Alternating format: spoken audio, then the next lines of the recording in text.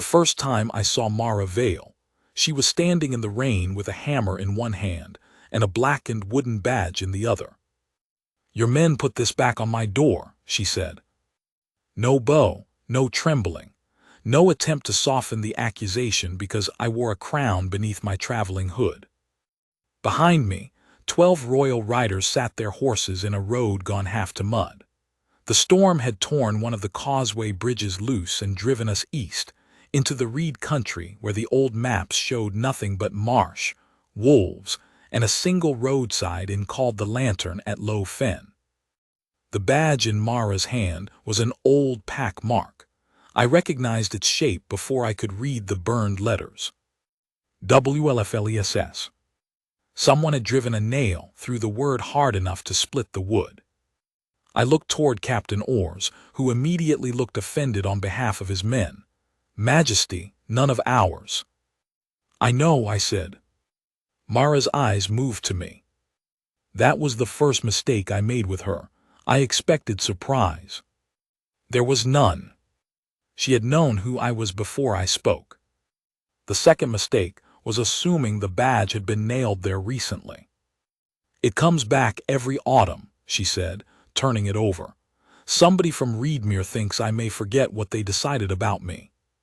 "Do you forget what they decided?" Her mouth bent, but not quite into a smile. "I run an inn, Your Majesty. I remember debts." Then she tossed the badge into the stove. That should have been the whole of it. A king stranded by weather, an innkeeper with an old grievance, a night beneath a leaking roof until the engineers repaired the road. Instead, before dawn, every wolf in Low Fen was lying silently beneath her windows. I had been king of Alderfen for 14 years. I had ridden battle roads, burial roads, marriage roads, roads lined with people cheering because they had been ordered to cheer. I knew how to judge a room before entering it. I knew which counselor would lie by the way he touched his sleeve, and which lord would ask for money by how loudly he praised the harvest. What I did not know was what to make of a woman who took one look at a dozen armed royal guards and said, "Wipe your boots." Ors nearly choked. Mara pointed at the reed mat inside her doorway. "I spent all morning scrubbing that floor." Rain ran from the rim of my hood. I looked down at my boots, then at the guards behind me. "Wipe them," I ordered. There was a small silence. Mara turned away before any of us obeyed. "Kitchen's warm. Stables dry on the north side. Don't put the gray gelding beside the bay mare unless you enjoy rebuilding walls." Ors leaned toward me. "Majesty." I heard her. She ordered the crown guard to wipe its boots. She also offered the crown guard a roof. He considered that. Then he wiped his boots. The lantern was larger inside than it looked from the road. Low beams, thick stone walls, a hearth built from Black River rock, tables scarred by generations of travelers. Bundles of dried mint and fen-thyme hung from the rafters. There were copper pots above the kitchen door and 6 small lanterns set in a row on the mantel, each with its glass polished clear. Everything was plain, everything was cared for. Mara moved through it like the place was an extension of her hands. She was not dressed like the women who came to my court wearing silver-threaded gowns and perfume from the Western Islands. Her brown dress had been mended twice at one elbow. Her dark hair was pinned up with a bit of carved bone. A pale scar crossed the base of her left thumb. She was perhaps 30, perhaps a little older. Old enough to have learned restraint. Young enough that the weariness around her eyes offended me. Not because she looked weak. Because someone had made her earn that weariness. "Your rooms are upstairs," she said. 3 to a room if your pride permits it. Ors opened his mouth. "Mine does," I said. She gave me another of those almost smiles. "That makes one of you." The guards laughed before remembering I was present. It was the first easy sound I had heard from them in 2 days. We had not been traveling for pleasure. Alderfen had suffered 3 bad floods in 5 years. The northern granaries were full, but the reed country had lost 2 causeways, 4 sheep bridges, and half its winter stores. I had come east to inspect the damage myself after receiving reports that did not agree with one another. My steward said relief had arrived. Village petitions said otherwise. The Lord of Reedmere claimed thieves were stealing crown grain before it reached the marsh settlements. I had learned long ago that when 3 reports disagreed, I should trust the road. Roads showed the truth. So did kitchens. Mara's kitchen showed me a sack of royal flour with the blue wax seal scraped off. I noticed it while she was ladling stew. Where did you get that? She followed my gaze. Bought it. From whom? A peddler. Name? No. I set down my spoon. Oars went still beside me. Mara kept ladling. You are welcome beneath my roof, your majesty. You are not welcome to turn my supper table into a courtroom. If crown grain is being sold, I know what it means. Then give me the peddler's name. No. Most men in my council had spent years learning how to disagree with me without using the word no. Mara did it twice in one evening. I should have been angry. Instead, I found myself watching the way she filled every bowl before her own. Why protect him? I'm not protecting him. Then what are you protecting? She placed the ladle down. The people he feeds. The room quieted. Mara wiped her hands on a cloth. The grain reaches Reedmere storehouses. Then it sits there while clerks argue over seals and levies. A peddler named Whatever You Like takes 3 sacks at night and sells them cheap to villages that have already paid tax on them. Arrest him if you want. But if you do it before you open the storehouses, children and old folk will eat reeds by first frost. I looked at her. She sighed there. You have your answer without his name. Why has no one reported this? They have. To whom? The men who own the storehouses. That was answer enough. Ors muttered something I chose not to hear. Mara returned to the stew. Now eat while it's hot. I did. It was excellent. Later, when the guards had settled and the rain turned harder against the shutters, I found Mara outside under the stable eaves with a lantern tucked beneath one arm. She was tying a strip of linen around the foreleg of one of our horses. That mare bites strangers, I said. She bit your groom. Exactly. She did not bite me. The mare stood with her head low against Mara's shoulder. I came closer. The air changed. There are sensations every wolf-born person knows. The prickling along the spine when another dominant wolf enters a room. The instinctive awareness of pack rank. The faint pull of a mating bond when fate has chosen and both wolves are near enough to answer. I had felt none of those things with Mara. Nothing. That should have confirmed the burned badge. Wolfless. Yet my own senses did something stranger. They became quiet. Not absent quiet. The constant edge inside me, the watchfulness that came with carrying a crown and a royal wolf, settled as if some invisible hand had laid over it. I stopped 3 paces from her. Mara glanced up. What? Nothing. That expression usually means something. What expression? The one kings wear before they decide not to tell the truth. I almost laughed. Almost. Instead, I looked at the mare. What happened? Stone cut her near the fetlock. Shallow, she'll be fine. You know horses. I know things that hurt. The words were ordinary. Her tone was not. Who branded you wolfless? I asked. Her hand stopped. Only for a moment. Then she tied the linen neatly. Reedmere Council. Why? Because I never shifted. Some are late. I was 23. There were rare cases, illness, injury, bloodlines so thin by generations that the wolf never fully formed. But there were also old stories. Very old ones. I had been raised on them before politics taught me to pretend old stories were decorative. Did they test you? 7 times. With Moonwater? Yes. Silver Bell? Yes. Pakol? Yes. And nothing happened. She stepped away from the mare. Something brushed the edge of my awareness.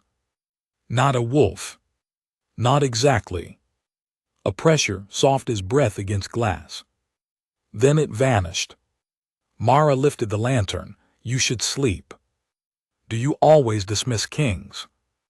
Only the tired ones. She walked away. I stood beneath the stable roof listening to rain strike the yard, and for the first time in many years, I wondered whether the old stories had been written by people who knew more than my scholars. At breakfast, Mara served oat cakes, smoked trout, and an argument. The argument came through the front door, wearing Reedmere green. 3 men entered without knocking. The eldest had a silver clasp at his throat, and the swollen confidence of someone accustomed to being obeyed within 10 miles of his own chair. Mara did not look surprised. "Councilman Dorr," she said. "Mara." His gaze swept the room and stopped on me. I was dressed plainly, my crown packed away, but the royal guards were impossible to mistake. Dorr's face changed. He bowed too late. "Your Majesty." "Councilman." "I had no word you were in Low Fen." "That appears to be the theme of my visit." His eyes flicked toward Mara. She set a plate in front of Orr's. Dorr cleared his throat. "We came on a private matter." "Then you have poor timing. It concerns the inn." Mara leaned against the table. "It concerns a nail." Dorr's jaw tightened. I looked from one to the other. "Explain." He hesitated. Mara did not. Each year before Moonwake, Reedmere renews the marks of those barred from the rites. The room seemed to contract. "Barred," I repeated. Dorr lifted his chin. "Old custom, Majesty. The moon rites are sacred. Only the wolf-born may enter the well circle. All people of Alderfen are wolf-born by blood. Not all can answer." Mara folded her arms. "And those who cannot?" I asked. Dorr avoided looking at her. "Are marked so there is no confusion. With a word burned into their doors. It prevents disorder." Orr's made a low sound behind me. Dorr rushed on. "The mark is not punishment, it is classification." I had heard cruelty called many respectable things. Classification was a new one. Mara spoke before I could. "You forgot to tell him about the bread." Dorr went pale. "What bread?" I asked. "Mara," he warned. She looked at me. "Marked households are not permitted to bake moonbread for public sale during the festival." "Why?" "Contamination," Dorr said. Mara's expression changed then. Not anger. Something worse. Familiarity. She had heard that word before. I rose. Every chair in the room scraped back. Dorr swallowed. I was taller than him by half a head, but height is not what makes men step backward from a king. It is the moment when they realize ceremony has ended. "Councilman," I said, "if I find a law of Alderfen authorizing this practice, I will repeal it. If I do not find one, I will ask why you invented it. It predates my office." That was not an answer. "No, Majesty." "Did you put the badge on her door?" "Not personally." "Who ordered it?" He said nothing. Mara pushed away from the table. "I did tell you he would rather discuss supper." Dorr looked at her with sudden venom. "You should remember your place." The room froze. I did not raise my voice. "Her place," I said, "is under her own roof." Door turned toward me. Yours is less certain. He bowed so quickly the silver clasp struck his chest. I could have arrested him then. Part of me wanted to. Myra did not. I saw it in her face. Not mercy for Door, calculation. If I took one councilman away, another would replace him before noon, and every record in Reedmere would disappear before we reached the hall. So I let him leave. The moment the door shut, Orr said, I dislike him. Mara picked up Door's untouched oat cake, a rare gift for judgment, Captain. He stared at her, then barked a laugh. I found myself smiling. That annoyed me more than it should have. By midday, the rain eased enough for my engineers to inspect the broken causeway. They returned with worse news. The eastern span would take 2 days to brace. The western road had flooded completely. We were staying. Mara accepted this with the resignation of a woman, informed that a flock of geese had moved into her pantry. I have 6 rooms, she said. You told us. I have 12 guards, 1 captain, 2 engineers, a king, and a groom who snores loud enough to frighten fish. I can sleep in the stable. She looked at me. No. Why not? The bay mare already dislikes authority. Ors coughed into his fist. I began to understand that the lantern at Low Fen ran on rules that did not bend for crowns. It was strangely restful. That afternoon, I rode with Mara to the nearest village. I did not invite her. She informed me I would get lost. She was correct. Low Fen was a country of water pretending to be land. Narrow paths rose on timber pilings between pools dark as polished iron. Reeds taller than a man whispered on either side. Small houses stood on stone mounds, linked by bridges and plank walks. Here and there, old carved posts marked roads that had existed before the marsh swallowed them. Mara rode a sturdy chestnut gelding and carried no weapon but a utility knife. Where are we going? I asked. To see your grain. You could simply tell me where it is. I did. You said Reedmere. That is a town. The grain is not in the town. I looked at Ors. He was enjoying this too much. We followed a raised track until the village appeared beyond a screen of willow. 6 houses, a drying shed, a shrine, and a storehouse with a royal blue seal on the door. 2 old women stood outside it. The seal was intact. The lock was not. Someone had inserted a second iron pin through the hasp. Who has the key? I asked. One of the women recognized me and dropped into a bow. Myra caught her elbow. Don't do that on wet boards, Ina. You'll break a hip. The woman stared at me in horror. I held out a hand. She is right. That did not improve matters. Ina stood shakily. Your Majesty. Who has the key? Reedmere clerk, sire. How far? 3 hours in dry weather. I looked at the storehouse. Break it. The engineer hesitated. Majesty, the seal is mine. Ors grinned. The lock gave way under 2 blows.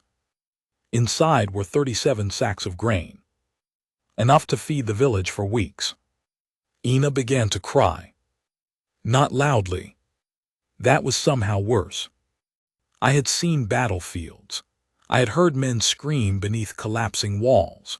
But there is a particular shame in watching an old woman cry because food that belonged to her had been kept 12 feet away behind a bureaucrat's lock. Mara did not look at me. She began counting sacks. I helped carry them. By sunset, my royal coat smelled of grain dust and marsh water. No one in the village seemed to know what to do with a king lifting flour. That pleased me. On the ride back, Mara said, Door will hate you now. I was not aware he liked me. He liked the idea of you. Most people do. She glanced over.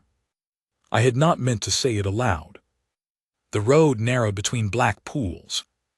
My father liked the idea of kings, she said after a while. He said a crown was supposed to make distance useful. How? So the man wearing it could see farther than everyone else. I thought about that. What did he think when kings failed? He blamed the distance. And you?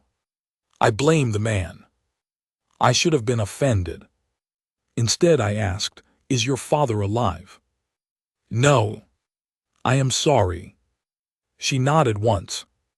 The quiet between us did not feel empty. Then a wolf stepped onto the road. Or's horse shied.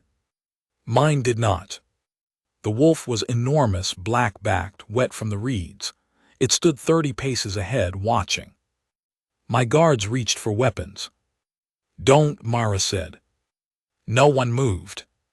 The wolf's ears turned toward her. She dismounted. "Mara," I said. "It's injured." I could not see how she knew. She walked forward slowly. The wolf bared its teeth. Oars drew steel an inch from the sheath. I held up a hand. Mara stopped 10 paces away. "You can bite me if you like," she told the wolf, "but I'll still pull the thorn out." The animal's growl lowered. She crouched. For a long moment, nothing happened. Then the wolf limped toward her. A thorn the length of my finger was buried between the pads of its forepaw. Mara removed it. The wolf did not bite her. It licked blood from its paw, looked at me once, then touched its muzzle to her shoulder. Something inside me answered. Not a howl. Not the violent surge of dominance I had felt in battle. A recognition without words. The world seemed to narrow around the simple image of Mara kneeling on wet boards, with one hand on a wild wolf's neck. Silver flashed beneath her skin. I saw it. A thin crescent at the inside of her wrist. Then it was gone. Mara. She looked up. What? Your wrist. She covered it immediately. Too immediately. My pulse changed.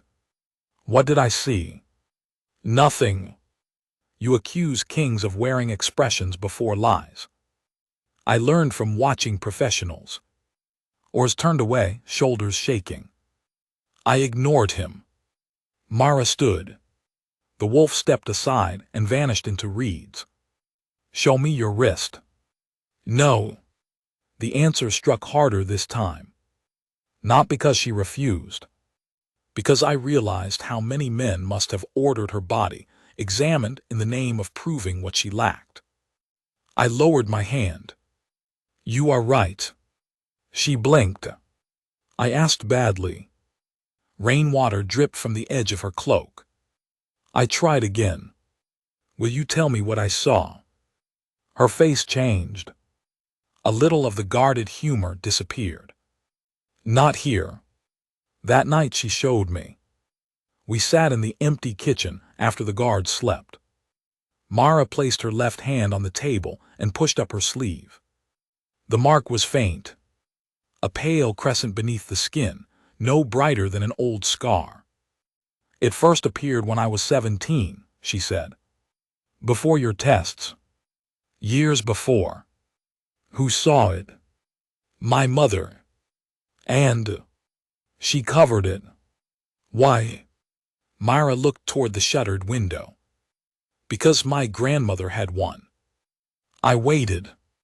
My grandmother disappeared during Moonwake when she was 19. Disappeared. Reedmer said she ran away. You do not believe them. My mother didn't. The lantern flame trembled. She told me there were stories in our family about women who never shifted like ordinary wolves. They were called stillborn wolves by people who mocked them. But in older days, Mara swallowed. In older days they were called silver lunas. I knew the phrase. Every royal child did. Most scholars dismissed silver lunas as legend. Women whose wolves did not emerge through ordinary shifting, but through a lunar rite tied to ancient wells. Their power was said to calm pacts during blood feuds and awaken dormant bonds. There had not been a confirmed silver Luna in 3 centuries. You think you are one? No. The answer came too quickly. What do you think? I think my mother was frightened. I think my grandmother vanished. I think Reedmere tested me 7 times and found nothing. I think stories are dangerous when people want them to be true. And the mark? I do not know. I looked at her wrist. It had faded again. Did Dor ever see it? No. Anyone? My mother, me, now you. Why show me? She met my eyes. Because you saw it anyway. Trust offered reluctantly is more valuable than loyalty purchased cheaply. I knew that as a king. I did not yet understand what it meant as a man. There is an old moonwell near Reedmere, I said. Her hand jerked back. So she knew. The council sealed it, she said. When? 22 years ago. The year you were born. Yes. Why? Unsafe stone. Do you believe that? No. There it was. The first true fear I had seen in her. Not fear of me. Fear of an answer. I wanted to reach across the table. I did not. Mara, I will not take you there without your consent. Her gaze lifted sharply. You are king. That is not consent. The room stayed very still. Something in her expression loosened. Just slightly. Thank you, she said. I remember those 2 words more clearly than speeches carved into marble. Before I could answer, a howl rose outside. 1. Then another. Then 6. We went to the door. Wolves stood beyond the yard. Black, gray, red, brown, silver. Wild wolves from the fen. None approached. None threatened. They simply sat in the rain facing the inn. Ors came down the stairs half-dressed with his sword belt in one hand. What in all the... Mara stepped onto the porch. Every wolf lowered its head. She stopped breathing. I heard it. Behind me Ors whispered, Majesty. I had no answer for him. Mara did. No one tells Dor. By morning, half of Low Fen knew. Secrets travel faster in marsh country because roads are slow. The first people arrived before breakfast. Not nobles. Villagers. An old fisherman with a broken thumb, 2 reed cutters, a woman carrying a basket of eggs. They stood in the yard staring at wolf tracks. Mara glared at them through the doorway. You have homes. The fisherman nodded. We do. Use them. Ina says the king broke a grain lock. I stepped into view. All 3 bowed. Mara closed her eyes. This is why I dislike mornings. The woman with eggs held out the basket. For His Majesty. Mara took it. For breakfast. The woman looked delighted. Within an hour the yard was full. People came with petitions, once they realized I was actually listening. A miller whose levy had been collected twice. A widow whose ferry permit had been denied because her husband's name remained on the license. 3 brothers ordered to pay bridge tax for a bridge that no longer existed. A shepherd whose grazing field had been reclassified as seasonally navigable water after flooding once. Ors began taking notes. Mara made tea.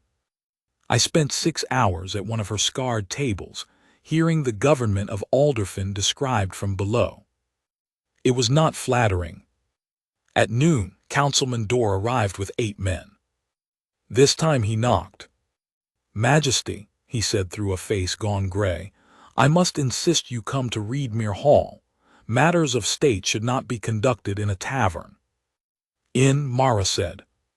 He looked at her. She raised one brow. In, he corrected. I almost admired his survival instinct. Matters of state, I said, appear to have been conducted badly in your hall. His jaw tightened. We have records. Bring them. There are too many. Then bring carts. The villagers hid smiles. Dor stepped closer. Majesty, some of these people do not understand the complexity of administration. Ina, the old woman from the grain store, called from a bench, I understand a locked door. Dor turned red. I leaned back. Councilman, if your administration cannot survive an old woman's sentence, it deserves to fall. Mara set down a cup in front of me. Her fingers brushed mine. The crescent beneath her wrist lit. This time there was no mistaking it. Silver. A clean line of light. My hand burned in answer. I pulled off my glove. A mark had appeared across my palm. Not the royal crest. Not any scar I knew. A half circle of silver, bright as moon on water. The room went silent. Mara stared. I stared. Dor made a sound like a man struck in the stomach. No, he whispered. That was when I knew he understood more than he had admitted. I looked at him. What do you know? Nothing. Mara turned. Dor. He backed toward the door. You tested me. Mara, do not. You tested me 7 times. His face had emptied of color. What did you do? The question came from me. He looked at the mark on my hand. Then at hers. Majesty, there are old matters. Answer. He swallowed. The tests were regulated. By whom? The council. That was not my question. His gaze slipped toward Mara. She stood absolutely still. By my father, he said. Mara's face went white. Dor spoke faster. He was first councilman then. Your mother knew, so did others. It was for the protection of Reedmere. From what? Mara asked. He did not answer. She took 1 step toward him. From what? From you. The room erupted. Ors had Dor against the wall before I stood. Villagers shouted. One of Dor's men reached for a weapon and thought better of it when 3 royal guards moved. Mara did not move. Why? She asked. Dor's voice shook. The old well responds to your bloodline. What does that mean? It means the Reedmere Charter is false. Silence returned. I felt the mark in my palm pulse once. Explain, I said. Dor shut his eyes. His next words changed the history of Low Fen. 300 years earlier, when Alderfen was divided into rival pacts, the rulers of Reedmere had been custodians, not owners, of the eastern marsh. The land belonged collectively to the Fen villages under an ancient pact witnessed at the Moonwell. The Silver Luna line had served as living witness. No levy could be imposed, no common road closed, no grazing water claimed without her assent. When the last confirmed Silver Luna died, Reedmere's council gradually rewrote the arrangement. Custodians became lords. Shared stores became council property. Festival offerings became taxes. The Moonwell was sealed, and women in Mara's bloodline were watched. Her grandmother had not run away. Dor did not know exactly what happened to her. His father had told him only that she left after causing disorder. I saw Mara absorb those words without blinking. I have seen soldiers take wounds more visibly. You knew my mark might mean something, she said. Yes. You still branded me. I was following custom. She laughed once. It had no humor in it. Of course you were. I told Ors to take Dor into custody. Mara stopped me. No. Every eye turned to her. She looked at Dor. He goes to the well. Dor's head snapped up. No. It was the first honest word he had spoken all day. Mara's voice became quiet. You will stand where my mother was not allowed to stand. You will watch whatever happens. Mara, you wanted me classified. She lifted her marked wrist. Come classify me. I should have objected to a prisoner being used that way. Instead, I said, Captain, double the guard. Door sagged. The journey to the Moonwell began at dusk. Not because we planned it. Because the marsh decided. All afternoon the sky stayed iron gray.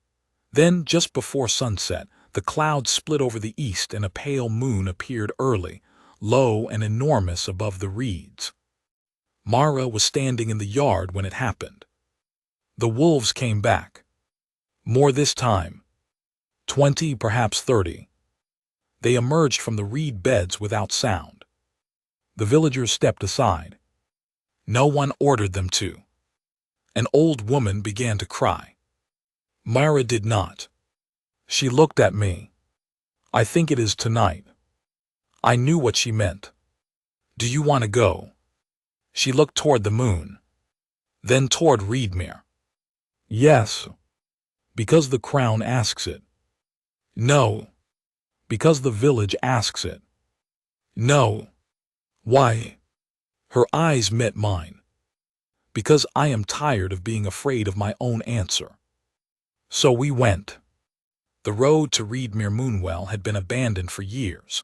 We followed wolves because no living guide knew the full path. That sentence would sound foolish in a council record. It was true anyway. The wolves moved ahead through reeds silvered by moonlight. Mara walked beside me. Oars and the guards followed with door between them. Behind came villagers carrying lanterns. More joined as we passed each settlement. By the time the old stone ring appeared, there were nearly 200 people behind us. No one had summoned them. Word had simply traveled. The Moonwell stood in a hollow of black alder trees. Stone pillars leaned around it, carved with patterns nearly erased by moss. Iron chains crossed the circular opening. A council seal the size of a dinner plate had been fixed over the lock. Mara stopped at the edge of the clearing. I felt her hesitation. Do you want them sent back? I asked. She looked at the crowd. No. Do you want door removed? No. Do you want me to open it? That made her look at me. No. I nodded. The answer mattered. Mara walked forward alone. She touched the council seal. Nothing happened. A murmur moved through the crowd. Door exhaled. I heard it from 10 paces away. Mara heard it too. Her shoulders stiffened. Then she gripped the iron chain. Silver light ran beneath her skin. The lock opened. Not broke. Opened. The iron pin slid free, as though an unseen hand had drawn it back. The chains fell. No one spoke. Mara leaned over the well. Moonlight struck the water far below. For one heartbeat, 2, 3, there was nothing. Then the water rose. It did not splash. It climbed. A smooth silver column lifting through darkness, until it reached the stone rim and spread across the carvings in thin streams of light.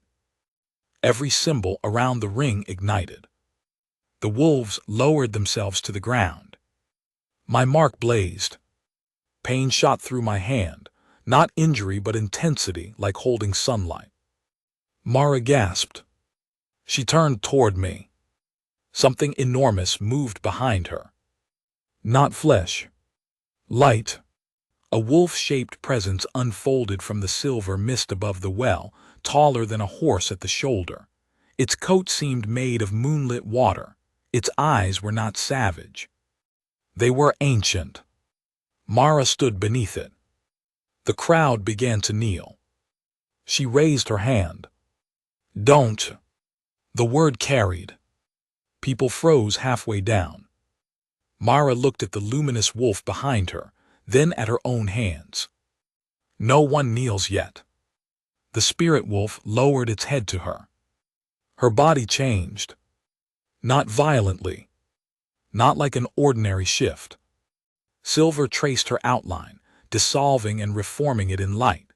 For one impossible moment I saw the shape of a great she-wolf overlapping the woman I knew, both present together, the quiet innkeeper and the ancient Luna blood in one living form. Then the light settled. Mara remained human, but her eyes had turned silver. A crescent glowed at her brow. Dor collapsed to his knees. "No," he whispered again. Mara looked at him. "Yes." The Moonwell spoke. Not in words. The carvings around it brightened one by one, showing scenes cut into stone. Villagers sharing grain. Bridges maintained by common labor. Councilmen holding keys but not crowns. A woman marked with the silver crescent standing beside a king, not beneath him. Then the final carving lit. 2 hands, each bearing half a circle. Together a full moon. The mark in my palm burned. Mara's wrist answered. The crowd saw. I heard the intake of breath ripple through 200 people. Someone behind me whispered, "Mate." My heart struck once hard. I had expected something like triumph. Instead, I felt fear. Not fear that Mara was my fated mate. Fear that fate might become another chain, placed on a woman who had spent her life being defined by other people. I stepped back. The silver wolf watched me. Mara watched me too. "Your Majesty," she said. I took another step back. Every instinct in me wanted to go to her. I made myself stay where I was. "The well has answered," I said, loud enough for all to hear. "It has not commanded." Confusion moved through the crowd. I looked at Mara. A bond is not ownership. The mark in my palm throbbed. "If you want no part of it, I will still restore the old charter. I will still investigate what happened to your family. I will still end the wolfless brands. None of that depends on you choosing me." Her silver eyes widened. Dor stared as if I had spoken madness. Perhaps in his world I had. Mara took one step toward me. The spirit wolf moved with her. "You would refuse a fated bond." "No." "Then what are you doing?" "Refusing to make fate speak in your place." For a moment, the entire fen held its breath. Then Mara smiled. Not the almost smile. The real one. It changed her face. I forgot there were 200 people watching. "I did wonder," she said softly, "whether a king could learn." I let out a breath. Apparently, I require severe instruction. Ors coughed suspiciously behind me. Mara came closer. She stopped within reach. "Thuron." It was the first time she used my name. Not Majesty. Not Sire. My name. The mark in my hand flared silver. "May I asked."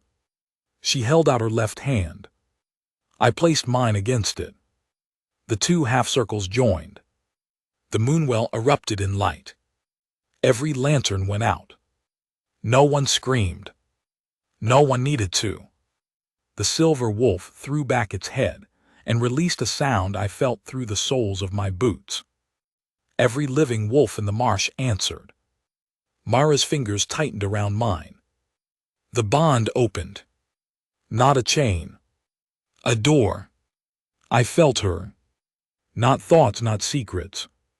The shape of her courage. The ache of years spent standing outside festival circles. The memory of her mother covering a silver mark with trembling fingers.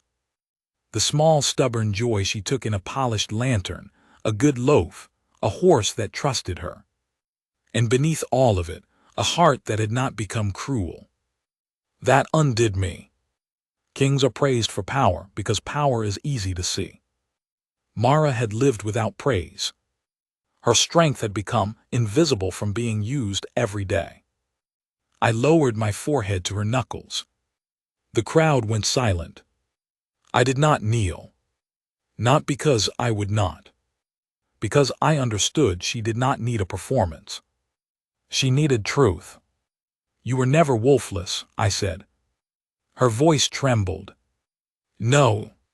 You were waiting for a door no one had the right to seal. Tears filled her eyes. One escaped. She laughed at herself and wiped it away. Then she turned toward door. The tenderness left her face. Open the archives. He looked at me. I said nothing. Mara repeated, open them. Door bowed his head. Yes, Luna. She flinched. Not yet. He looked up. I have been called something by other people my whole life, she said. Wolfless, unclean, unsuitable. Now you will not solve that by giving me another title before I choose it. Door's mouth opened. Closed. Yes, Mara. Better. I loved her a little then. Perhaps more than a little. The days that followed were not a fairy tale. That is important. People like to remember the moonwell, the silver wolf, the glowing marks. They forget ledgers. There were many ledgers. Reedmere Hall contained 3 rooms of them. Mara and I spent 9 days reading records, while royal investigators sealed storehouses and interviewed council clerks. The old charter was real. So was the fraud. Not one dramatic theft, but hundreds of small adjustments accumulated over generations. A fee added here, a common right narrowed there, a bridge levy continued after a bridge collapsed, a widow's allotment transferred to council property because she missed a filing date. Cruelty becomes hardest to remove when it learns bookkeeping. Mara understood that better than I did. This one, she said on the 3rd day, tapping a page. I leaned over her shoulder. A ferry license. What about it? Same handwriting. As the Moonbred exclusions. I looked again. She was right. The clerk who maintained commercial permits had also copied the annual list of wolfless households. 1 bureaucracy. 2 kinds of control. We followed the signature to a retired registrar named Bale who lived above a cooper's yard and claimed poor memory until Mara placed her grandmother's name in front of him. Then he remembered too much. Her grandmother, Sella Vale, had challenged the council after discovering the old charter. She was not killed. That truth was both kinder and more painful. She had been threatened with the loss of her younger children if she remained, so she left. Reedmere told the village she had run away in shame. In fact, she crossed the western hills and lived under another name for 40 years. We found the proof in a bundle of letters the registrar had been ordered to burn, but could not bring himself to destroy. Mara held the first letter for a long time. It began with her grandmother's handwriting. To my daughter, if this ever reaches you. Mara sat down. I dismissed everyone from the room. She read in silence. Then again. I stood at the window and watched rain move across the cooper's yard. When she spoke, her voice was raw. My mother never knew. I turned. No. She died thinking her own mother abandoned her. I had no useful words, so I did not offer any. I sat beside her. After a while, Mara placed the letter on the table. She wrote every year. Yes. 40 years. Yes. And they kept them. Yes. Why? Perhaps because destroying a letter is a different kind of cruelty than hiding one. She looked at me. That sounds like a king's answer. It is a poor one. It is. I nodded. She leaned her shoulder against mine. That was the first time she touched me, without magic forcing the moment into significance. It meant more than the moonwell. We stayed like that until the rain stopped. At the end of the first week, I ordered every Wolfless badge in Reedmere removed. Mara objected to the wording of the decree. Removed is not enough, she said. We were sitting at her kitchen table again. I had moved the temporary royal office back to the Lantern because the hall smelled of dust and self-importance. What would you write? She took the quill from my hand. No person in Alderfin shall be denied bread, trade, worship, road, water, work, or standing on account of whether a wolf has manifested. She pushed the paper back. I read it. Better. You sound surprised. I am learning to hide it. Badly. I signed. Then I added a line. Any mark of exclusion shall be unlawful to display upon a home or place of business. Mara read it. Her mouth tightened. You are thinking about the badge. Yes. I burned it. I know. I wish I had kept it. Why? She looked toward the stove. So they could hang it in Reedmere Hall. I thought about that. Then I sent Ors to search the ash bin. He found a blackened piece with 3 letters still visible. Less. Mara laughed until she had to sit down. We mounted it in the council chamber. Beneath it, at her suggestion, we placed a small brass plate. A word once used to make a neighbor smaller. Nothing else. No names. No king. No speech. It was enough. The harder matter was the bond. People assumed that because the Moonwell had revealed us, the rest was settled. My council sent 3 messengers in 4 days. The first brought formal congratulations. The second brought proposed dates for a royal mating ceremony. The third brought a list of suitable gowns. Mara used the list to light the stove. I watched it burn. Was that necessary? I asked. No. Good. She looked at me. You approve. I feared you had lost your sense of humor. She handed me the next letter. It was from my Lord Chamberlain. His concern was more practical. A king's fated mate carried legal weight. If Mara accepted the bond, she could become Luna of Alderfin. The court would expect her in the capital immediately. She read the letter twice, then folded it carefully. I don't want to leave the Lantern yet. Then do not. You have to return. Yes. The word lay between us. I had spent my life leaving places. A crown makes departure ordinary. For the first time, I hated it. Mara traced a thumb over the edge of the letter. How long? 10 days before Ors sends an armed escort to drag me back. From the doorway, Ors said, 7. Mara smiled. I glared at him. He disappeared. She looked at me. What happens if I never want to live in the capital? I had not expected the question. That was my failure. I answered too slowly. Mara saw it. There, she said. What? The king face. I am thinking. Dangerous habit. I leaned back. The capital is where the court sits. I know. Where ambassadors come. Yes. Where the central archives, treasury, and winter council are. I have heard of cities Thuron. I sighed. She was enjoying this. A Luna has duties. So does an innkeeper. I'm not saying yours are lesser. You were about to. I was about to say they are different. Better. I looked around the kitchen. A pot simmered, rain tapped lightly at the glass, someone upstairs dropped a boot. This place mattered to her. Not because it was small.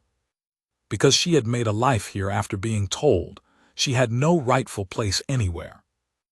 I understood then that asking Mara to become Luna, by abandoning the Lantern, would sound too much like another council, deciding who she must be. What if there were two courts? I asked. She stared. Don't be ridiculous. I am king. I am allowed occasional ridiculousness. Not expensive ridiculousness. What if the Eastern Council sat here part of the year? At my inn. In Low Fen. Where? We could build. No. I stopped. She pointed the spoon at me. You will not build a palace beside my turnip patch. I laughed. I could not help it. Mara looked offended for perhaps 2 seconds. Then she laughed too. That was how we began designing the Fen house.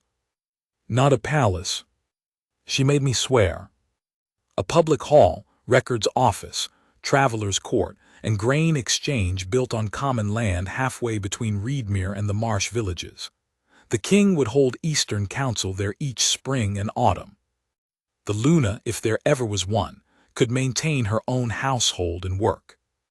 If there ever was one, I repeated. Mara stirred the pot. You are very sure of yourself for a man sleeping 3 to a room. I have improved, or snores less when threatened. Your groom is worse. I may exile him. You may not. See, you are already exercising royal authority. She threw a cloth at me. I caught it. The mark on my palm warmed. Not flared. Warmth. That became the signature of our bond. No dramatic howl. No loss of control. A quiet warmth whenever she chose closeness. I preferred it. 2 days before I was due to return to the capital, Mara received a visitor. A man named Kel Rusk. He was broad-shouldered, well-dressed, and carried himself with the easy confidence of a pack heir who had never been told no often enough. The room changed when Mara saw him. Not fear. Old hurt. I disliked him immediately. That was not entirely fair. Then he spoke. Mara. She set down the tray in her hands. Kel. His gaze moved to me. Recognition followed. He bowed. Your Majesty. I did not answer at once. Mara did. What do you want? Kel straightened. To apologize. She stared. He looked genuinely uncomfortable. That surprised me. I should have come years ago, he said. Yes. I was a coward. Yes. I began to like Mara even more. Kel drew a breath. When the council branded you, I said nothing. You agreed with them. I was 24. So was I. He flinched. Good. We were promised, he said quietly. There it was. I knew from the records that Mara had once been intended to mate within Reedmere. The arrangement had ended after her 7th failed shift. I had not asked the man's name. Now I knew. Kel looked at the silver mark on her wrist. My father said a pack heir could not bind himself to a wolfless woman. Mara's face was calm. And you believed him. I wanted to. That answer was more honest than I expected. Why, she asked. Because believing him cost me less than defending you. The room went still. Mara looked away. Kel continued. I told myself it was duty, it was comfort. I said nothing. This was not my wound to manage. Mara's fingers curled once. What do you want from me? Nothing.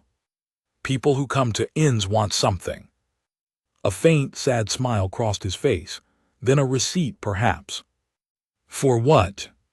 For admitting the debt. He placed a folded paper on the table. It was a sworn statement.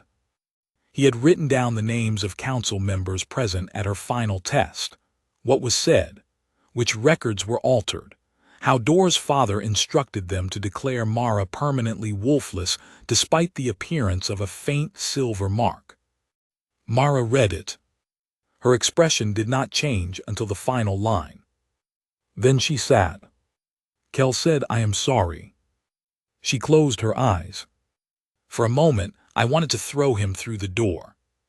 Not because apology was wrong, because apologies sometimes arrive after the injured person has already built a life around the absence. They demand room. Myra opened her eyes. "Thank you for telling the truth." Kel nodded. "I do not forgive you yet. I understand. I may never. I understand. But I am glad you came." His shoulders dropped. It was not absolution. It was more grace than he deserved. He bowed to her. Then to me. At the door I finally spoke. "Kel." He stopped. "If you ever use her kindness to make yourself feel forgiven, I will notice." He swallowed. "Yes, Majesty." Mara waited until he left. Then she looked at me. "What?" That was almost threatening. It was precise. It was kingly. "I apologize." She stood, walked around the table, and took my hand. Warmth spread through my palm. "You don't need to," she said. That evening, the wolves came to the inn again. Not dozens. 3. The black-backed wolf from the road, an old gray female, and a young red male.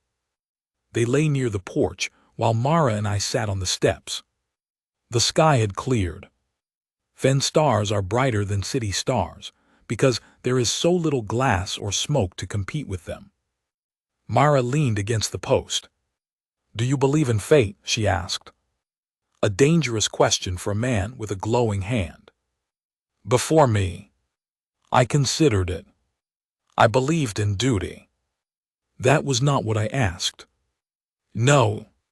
She waited. I believed fate was a word people used after surviving their own choices. That sounds lonely. It was efficient. She looked toward the wolves. I used to hate the idea of a fated mate. Why? Because everyone else had a wolf to tell them who they were. A pack, a place, a ceremony. I had nothing. So when people spoke about fate, it sounded like another club I was not allowed to enter. I turned my hand palm up. The crescent glimmered faintly. And now I think fate may be an introduction. I smiled. Only an introduction. The rest requires manners. I wiped my boots. That helped. She rested her hand in mine. The two crescents warmed. No light show. No spirit wolf. Just warmth. I asked, "Will you come to the capital with me?"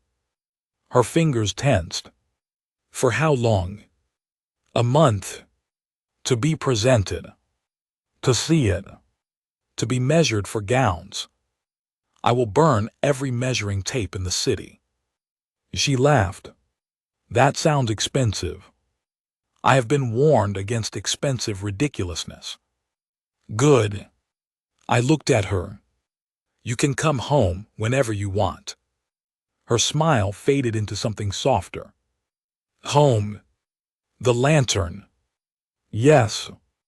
And if one day you choose another home too, I will be grateful. She studied me. You mean that? I am trying to. That is not the same. No. Better though. Yes. She looked at our joined hands. A month. Relief hit me so hard I nearly laughed. A month. If I hate it, I leave. Yes. If your court calls me Lady Vale, I leave. I will have them call you Mara. That may cause fainting. I have physicians. She laughed again.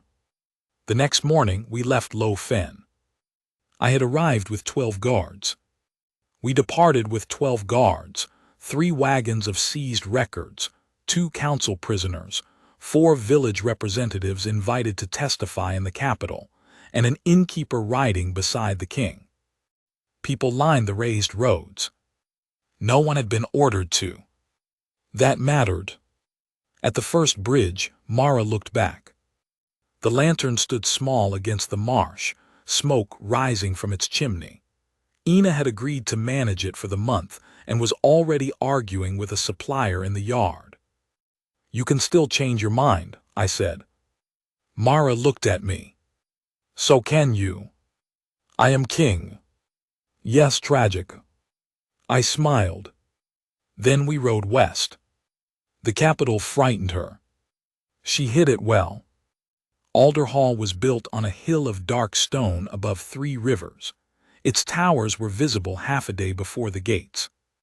The royal road widened, traffic thickened, and people began recognizing me. By the time we reached the outer city, crowds had gathered. Mara's horse moved closer to mine. "Too much?" I asked quietly. "No." That meant yes. I signaled oars. He diverted us through the gardener's gate. The Lord Chamberlain nearly expired when he learned I had entered the palace through a service court. His name was Sylvan. He had served my father before me and believed civilization depended on doors being used according to rank. "Majesty," he said, rushing down the corridor, "the receiving hall is prepared." "Cancel it." He stopped. Behind me, Mara looked at a tapestry. Sylvan lowered his voice. "The court has waited 3 hours. Then they have practiced patience." "Majesty." "Mara has traveled 6 days." He looked past me. She turned. Sylvan had excellent manners. His expression betrayed him only slightly. I saw the question. "This is her." The roadside innkeeper. The wolfless woman. Mara saw it too. I waited. Sylvan bowed. "Mistress Vale, welcome to Alder Hall."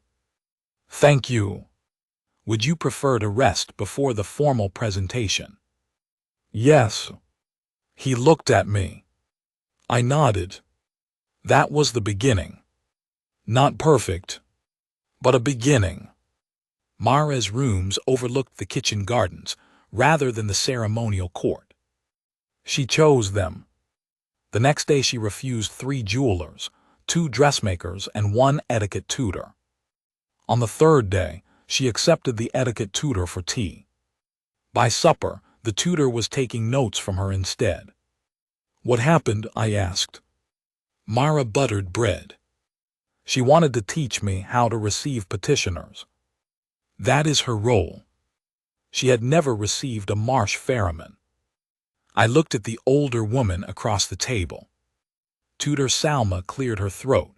"His Majesty's court protocols do not account for wet boots." "An institutional failure," Mara said. Salma nodded solemnly. I covered my mouth. Within a week, half the palace staff adored Mara. The other half feared she might ask why something was done. That was more dangerous. At her first council session, she sat in the observer's chair. She did not speak for 40 minutes. Then the treasurer presented a new bridge budget. Mara raised one finger. He stopped. "Yes, Mistress Vale." "Why are you using dryland timber?" He stared. "For the eastern spans." "I know." He looked at me. I looked at Mara. She said, "Marsh piles rot from the top when water rises and falls. Reed oak lasts twice as long." The treasurer frowned. "Reed oak is more expensive." "For the first year." He began explaining projected costs. Mara let him. Then she asked, "How often did you replace Bridge 9? He shuffled papers. 3 times in 12 years, I said. The room turned toward me. I remembered because I had signed every request. Mara looked at the treasurer. "Reed oak lasts 20. The next bridge was built from reed oak. It is still standing." The court stopped calling her an innkeeper, as if the word explained her limitations. She insisted they keep calling her one anyway.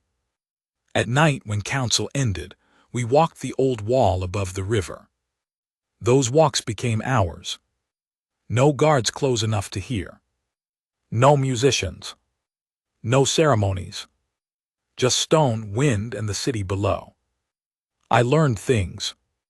Mara hated pairs. She loved bad songs sung loudly. She could read 3 forms of trade notation, but claimed poetry was a conspiracy against clear meaning. She kept every button she found because someone always loses one later. She had once tried to keep bees and been defeated. You were attacked. Abandoned. By bees. They left. Why? I was apparently an unsatisfactory queen. I laughed so hard I had to stop walking. She looked pleased. I told her things too. I told her that I had been 12 when my mother died and 22 when my father began forgetting names. That I had become king at 27 feeling as if everyone in the hall knew some secret instruction I had missed. I told her I sometimes walked through the empty throne room at night because it was easier to understand the crown when no one else was looking at it. I told her I hated hunting for sport. She said good. I asked, was that a test? Yes. What if I failed? You would have eaten dinner alone. Our bond strengthened through those ordinary truths. The silver marks brightened gradually. No ceremony required it. No priest measured it. The warmth came when trust did. Then Reedmere sent a delegation. Not Door. He remained under investigation. These were elders from the outer villages and 3 surviving members of the old council who had not participated in the fraud, but had benefited from the system. They asked Mara to return for Moonwake. Not as an outcast. As Silver Luna. She read the letter at breakfast. What do you want? I asked. I don't know. Then do not answer today. They need an answer. They waited 22 years to tell the truth. They can wait until lunch. She smiled faintly. But the question stayed with her. That evening we walked the wall. If I go back, she said, they will expect something. Yes. Blessings, judgments. Magic. Probably. I run an inn. Yes. I do not know how to be what the old carvings say. Neither do they. That does not help. It helps me. She stopped. The river reflected lantern light far below. What if I disappoint them? I knew that fear. A crown is mostly a collection of people hoping you are larger than human. I leaned against the parapet. Then disappoint them honestly. She stared at me. That may be the worst encouragement I have ever heard. It took me years to learn. I can tell. I smiled. Then I said, Mara, the well did not reveal a finished Luna. It revealed you. She looked away. The woman who argued about boots. Yes. The woman who burned the gown list. One of your finer moments. The woman whose bees left. I hesitated. Perhaps we conceal that from the eastern villages. She hit my arm. I caught her hand. Warmth crossed both our marks. Her laughter faded. We stood close. I could feel her breath. I had wanted to kiss her for weeks. Wanting is not permission. May I asked. Her eyes lifted. Yes. The kiss was brief. Soft. No thunder. No magic. When we parted, Mara touched my cheek. Fate, she whispered. Introduction. Good manners afterward. I smiled. Yes. We returned to Low Fen for Moonwake. This time the causeways had been repaired. Villagers had hung lanterns from reed poles all along the road. No royal banners. Mara had requested that. At the lantern, the blackened Wolfless badge was gone. A new board hung above the door. The lantern at Low Fen. Nothing more. Myra stood beneath it for a long moment. Then Ina shouted from inside, "If you are going to stare at the sign, at least bring in wood." Mara laughed and obeyed. I carried the second bundle. The formal rite was held at the Moonwell the following night. Reedmere's remaining council stood before the villagers. The oldest surviving elder, a woman named Jessa, read the restored charter aloud. She had opposed Mara's exclusion years earlier, but lacked the courage to resign when overruled. Afterward she approached Mara. "I failed you," she said. "No excuses. No age. No custom. Just the truth." Mara looked at her. "Yes." Jessa's eyes filled. "I am sorry." Mara was silent a long time. Then she said, "Help repair what you helped leave broken." Jessa bowed her head. "I will." That was Mara's justice. Not easy forgiveness. Useful repentance. Dor was brought from custody under guard. The investigation had confirmed fraud, unlawful deprivation of common rights, and obstruction of royal relief. He would lose office and property gained through the scheme. He would stand trial for the rest. He looked older. When he saw Mara, he bowed. "Not deeply. Correctly. Mara Vale." She nodded. "Councilman." "Not anymore." "No." He swallowed. "I do not expect mercy." "Good." He almost smiled. Then she surprised both of us. "But I expect truth." He looked up. "My grandmother." "Yes." "You will tell the court everything your father told you." "Yes." "Every name." "Yes." "Even your own family." His face tightened. Then he nodded. "Yes." Mara stepped aside. That was all. At midnight, the Moonwell brightened again. The silver Luna appeared behind her in pale light. This time Mara did not look frightened. She stood among her people in a simple gray dress, with the sleeves rolled to her forearms, because she had spent the afternoon helping hang lanterns. The royal court had begged her to wear ceremonial silver. She refused. The old women of Lo Fen approved. The villagers gathered around the well. No one was barred. Not the unshifted. Not the poor. Not travelers. Not people whose wolves had never come. Mara had insisted. "If moonlight can fall on them," she said, "they can stand in the circle." The phrase was added to the new Reedmere Charter. The rite began with bread. That was her idea too. Every household brought a loaf. Moon bread, oat bread, rye, barley, flat reed cakes, rich city rolls from my guards.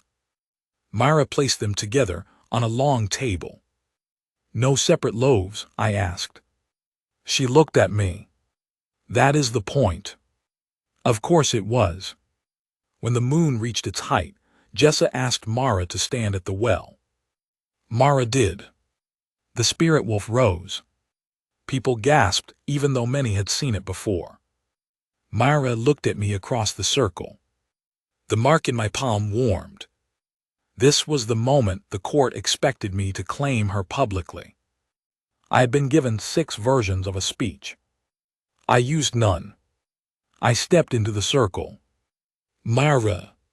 She smiled slightly. "Thuron." The well named a bond between us. "Yes." "The court calls you my fated Luna." 100 people held their breath. I continued. "I will not ask the well to answer for you." Her eyes shone. I held out my hand. "I ask you." No titles. No command. No kneeling crowd. Just my hand. Mara looked at it. Then at me. "You are very inconvenient," she said. Laughter broke through the circle. I smiled. "I have been told." You live in a city. Yes. You own too many chairs. That accusation is unproven. You have a chamberlain who disapproves of side doors. He is improving. You think turnips can survive beside a public records hall. I admitted error. She took one step closer. And you still wipe your boots. Every time. Her fingers settled into mine. Yes, she said. The marks completed. Silver light flowed between our hands. The great spirit wolf lowered its head. Then, for the first time, Myra's true wolf fully emerged. Not as a beast replacing her. As a second shape of light stepping from her shadow. A vast silver she-wolf walked around the circle. People fell silent. It approached the bread table. Sniffed one loaf. Then another. And stole an oat cake. Mara covered her face. The entire fen erupted in laughter. I laughed until tears came. The legendary silver Luna, lost for 3 centuries, returned to Alderfen and immediately stole supper. Mara looked at the spirit wolf. You have embarrassed me. The wolf ate the cake. Ors whispered, Majesty, I like her. So do I. Mara heard us.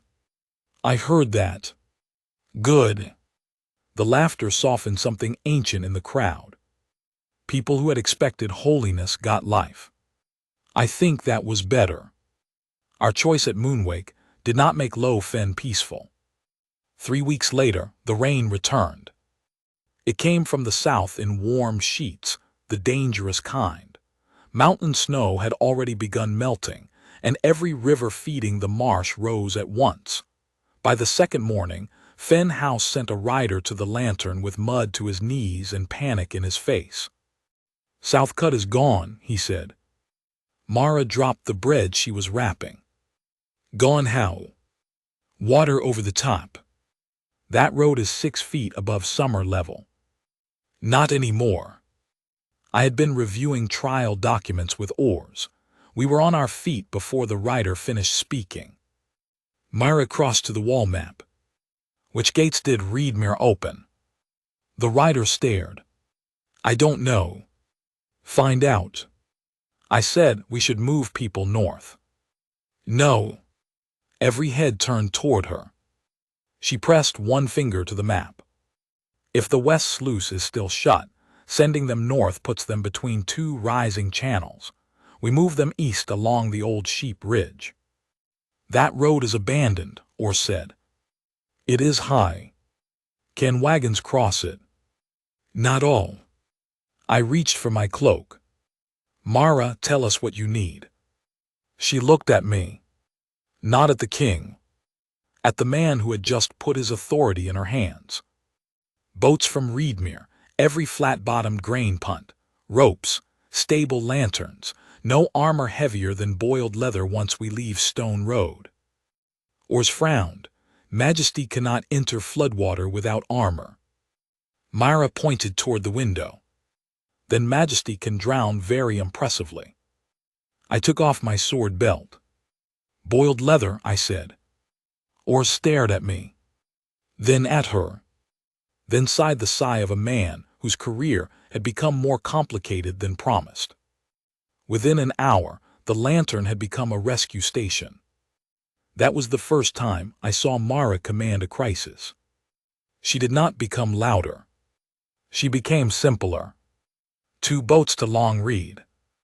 3 riders to the Sheep Ridge. Tie children and elders to the center seats. Do not fight the current near Willow Bends. Take axes. If a footbridge jams, cut it loose before it becomes a dam. People listened because her instructions sounded like things that had already survived being questioned. I followed her. There was a lesson in that too. Kings are trained to lead from the front. It is a useful habit in battle and a foolish one everywhere else. At Blackwater Bend, Mara knew more than I did. So I carried rope. The first village had already flooded to the window ledges. We moved families by punt through what had been a street the day before. Chickens floated past in a wooden crate. A man refused to leave his house until Mara threatened to rescue his furniture badly. "You would not," he said. "I will drag your best chair through mud." He climbed into the boat. I said nothing. Certain forms of authority cannot be taught. At dusk, a bell began ringing downstream. 3 slow strikes. Pause. 3 more. Mara went still. "What is it?" "Mill signal." "Meaning?" "Bridge jam." We turned the boat. Half a mile south, uprooted trees had wedged beneath the old toll bridge. Water piled behind them, rising against the embankment. If it broke all at once, 2 low villages would be struck in darkness. Men on the bridge were trying to pull branches free. Mara shouted, "Stop." They looked down. "Cut the center rail." One man yelled back, "That will ruin the bridge." "It is already ruined." He hesitated. I stood in the punt. "Do what she says." That helped. Sometimes crowns are useful at a distance. They cut the rail. Then Mara had ropes fixed to the largest trunk and ordered every boat back. "Why back?" I asked. "Because when it moves, it will move fast." She was right. The jam broke with a sound like stone cracking. A wall of black water surged beneath the bridge. Our punt spun. Oars shouted. I caught the gunwale. Mara lost her footing. I grabbed her wrist. For one terrible second, half her body went over the side. The current seized her skirt. I pulled. Another pair of hands caught her shoulder. We dragged her back into the boat. She lay across the benches, coughing. The silver mark on my palm burned white. Fear struck me so cleanly I could not speak. Mara rolled onto one elbow. Thuron. I was still gripping her wrist. Too hard. I let go immediately. Are you hurt? No. Mara. I swallowed half the river. My dignity may not recover. I stared at her. She looked at my face. Her humor faded. I'm all right. I nodded once. It was not enough. She reached for my hand. Warmth crossed the bond. Not fate announcing possession. Her choosing to reassure me. That distinction saved me from becoming the sort of man I had always despised. I wanted to order her out of the flood. I wanted guards around her. I wanted a stone room and 6 locked doors between her and every danger. Instead, I asked, do you want to go back? She looked downstream. No. I hated the answer. I respected it more. So we stayed. By midnight, the villages were clear. By dawn, the west sluice was opened and water began falling. The flood took barns, fences, 2 footbridges, and 1 council archive that everyone secretly hated. It took no lives. At Fen House the next evening, people wanted to praise me. I refused the speech. Mara knew the roads, I said. The boat crews knew the water. The villagers knew which doors held old people who could not walk. I carried rope. Someone laughed. Write that down, Mara murmured beside me. I intend to. The flood changed the Eastern Court more than any decree. Afterward, every emergency council included ferrymen, mill workers, midwives, road keepers, and 2 seats reserved for people who did not hold office at all. My ministers complained. Mara listened, then asked how many of them knew which way a flooded reed channel ran in darkness. The complaints became shorter. A week later, we stood beside the damaged toll bridge. Workers were rebuilding it in reed oak. Mara leaned on the new rail. You nearly ordered me home. Yes. I saw it. I nearly ordered everyone home. Liar. I smiled. The river moved brown and quiet below us. I was afraid, I admitted. So was I. That surprised me. You did not look afraid. I had work. I knew that answer. It was how I had lived most of my reign. Is that what courage is? I asked. Mara considered. No, sometimes that is just scheduling. I laughed. She rested her head briefly against my shoulder. Then she said, courage was asking whether I wanted to leave. I looked at her. You think that was courage? For you. There was no insult in it. Only knowledge. She had seen the part of me that wanted to protect by controlling the field. I had seen the part of her that mistook endurance for independence. We were not curing each other. We were learning each other. That was better. Before we left the bridge, Mara took a small knife from her pocket and carved 2 words into the underside of the rail. I bent to read them. Ask first. I looked at her. For engineers, I said. For kings. Years later, whenever I became too certain that love gave me the right to decide on her behalf, she only had to say, bridge rail. I would remember cold water, her hand in mine, and the discipline of letting devotion remain devotion. We married 3 months later. Not because the Moonwell required it. Because we chose a date after arguing over 6 others. The ceremony was held halfway between Alder Hall and Low Fen, at the newly completed Fen House. Mara had won the argument about palaces. It was a broad stone and timber hall with public kitchens, records rooms, a covered market, and enough guest beds for travelers caught by floods. No throne. She insisted on that too. We stood before the eastern villages, the royal council, my guards, innkeepers, ferrymen, shepherds, clerks, and enough wolves to make the horses nervous. Mara wore silver-gray wool. No jewels except her mother's bone hairpin. I wore the crown because she told me, if I have to stand through this, you can carry the heavy thing. Fair. When the priest asked whether I accepted Mara as Luna, I answered yes. When he asked whether Mara accepted me as mate and husband, she looked at me for a long moment. Then she said, provided he continues to wipe his boots. The priest blinked. I said put it in the vows. He did. Years have passed since then. The roads through Low Fen are better. The grain stores are public ledgers now. Bridge 9 still stands.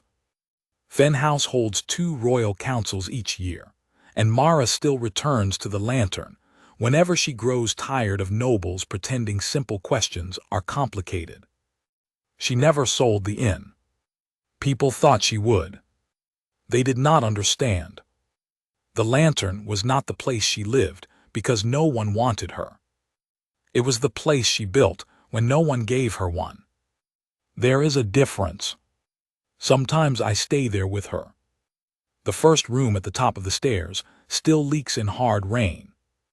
Ors, now grayer and more opinionated, claims this proves the crown has neglected infrastructure. Mara says it proves he should stop choosing that room. The black-backed wolf still comes some winters. So do his descendants. They sleep beneath the porch.